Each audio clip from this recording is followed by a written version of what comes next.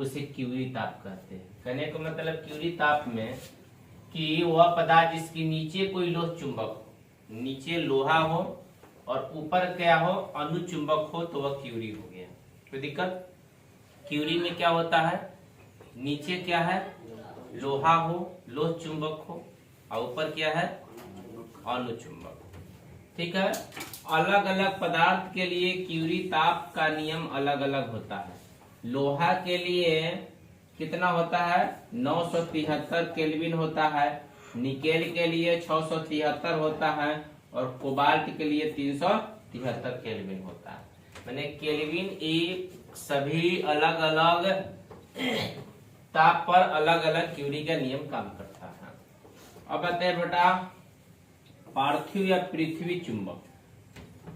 पृथ्वी बहुत ही विशाल चुंबक है के भांति कार्य करता है। पृथ्वी बहुत ही विशाल चुंबक के भांति कार्य करता है। पृथ्वी के चुंबक का ऊपरी ध्रुव तिरछा नीचे की ओर, जबकि दक्षिणी ध्रुव तिरछा ऊपर की ओर है। मैंने कहने का मतलब है कि पृथ्वी चुंबक क्या है, तो पृथ्वी के विशाल चुंबक है और यह है ना कि चुंबक के भांति क्या करता है कार्य करता है। और पृथ्वी चुंबक का उत्तरी ध्रुव जो तिरछा है और दक्षिणी ध्रुव क्या है बेटा ऊपर की ओर है। चुंबक के दोनों ध्रुव को मिलाने वाली रेखा को चुंबक का अक्ष कहते हैं और पृथ्वी के दो अक्ष को मिलाने वाली रेखा को क्या कहते हैं बेटा भौतिक अक्ष कहते हैं। आते हैं बेटा चलिए, भौगोलिक अक्ष और चुंबकीय अक्ष के बीच के कोण 17 से 18 डिग्री का बनाता है।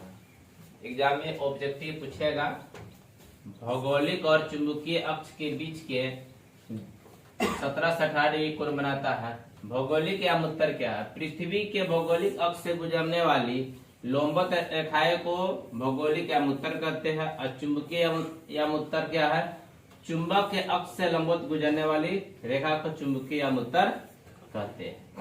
अब पढ़ेंगे दिक्पात कोण क्या है।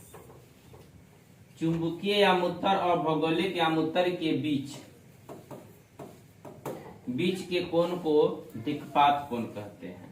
कहने का मतलब है चुंबकीय या उत्तर और भौगोलिक या उत्तर के बीच के कोण को क्या कहते हैं बेटा दिक्पात कोण कहते हैं।